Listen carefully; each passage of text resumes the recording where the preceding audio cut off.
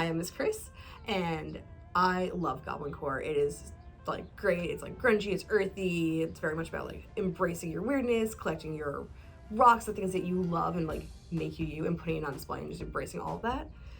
And we recently got the book Goblin Mode by Michaela Coyle, which goes into that. It goes into how to forage for berries, how to make prints out of mushrooms, create moss gardens, and really just kind of embracing your inner grungy weirdness and celebrating that.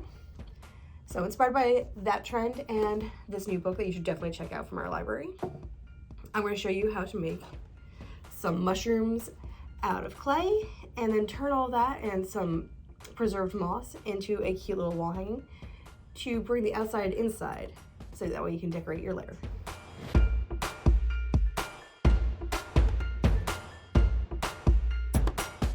Our first step is to make the mushrooms, since they need 3 days to dry.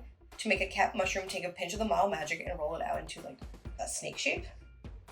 It doesn't need to be perfect. Next, roll another pinch of clay into a ball. Place the ball on top of your finger to create an indent and start shaping the cap by pulling the clay down around your finger.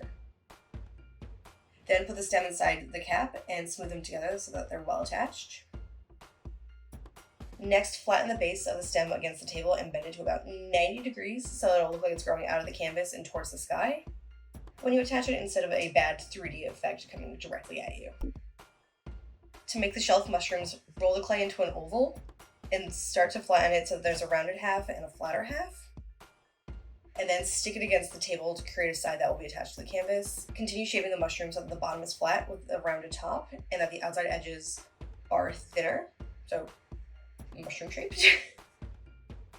Then use a thin flat object like a plastic knife or your library card to cut the gills on the underside, starting from one point and then going in a radius outward, like a fan opening and closing. Then you're going to make a bunch of mushrooms in different sizes, so that way you have a variety of mushrooms going.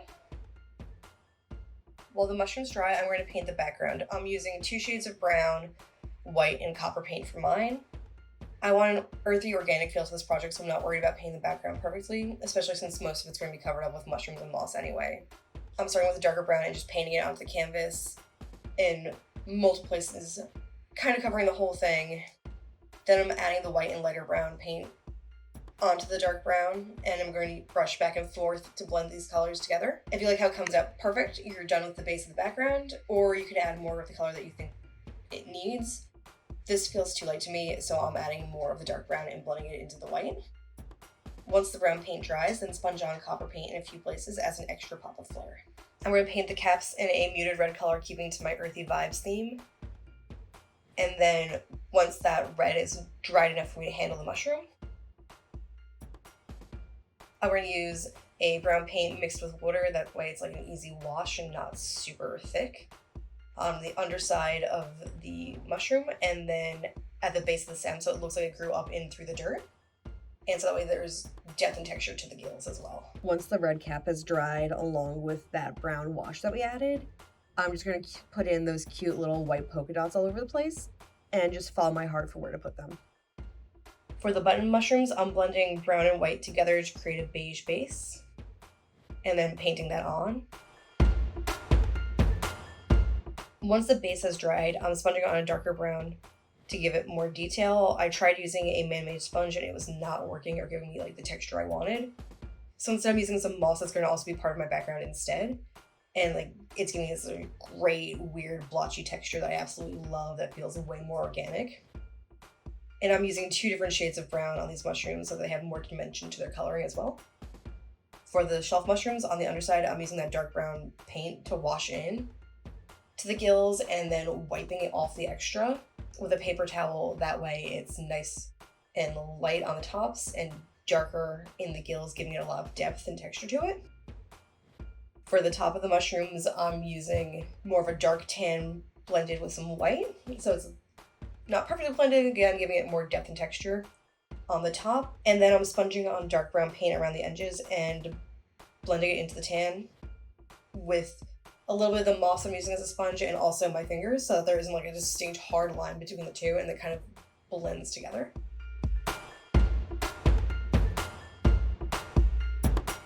Once all of the paint on your mushrooms has dried and your canvas itself is dried, you are all set to start deciding where you want your mushrooms to be. So start laying them out on the canvas, moving them around, and decide how you want them to look. It is entirely up to you.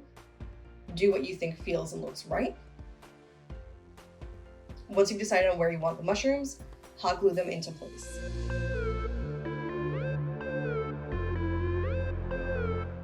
For that, I hot glued it in place around and tucked it in behind the mushrooms and around where it joined to the canvas, so you didn't see that harsh seam.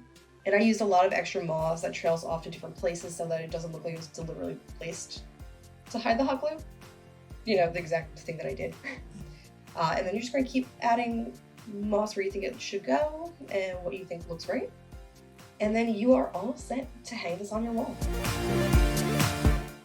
Support public libraries. Like, share, and subscribe for more great videos.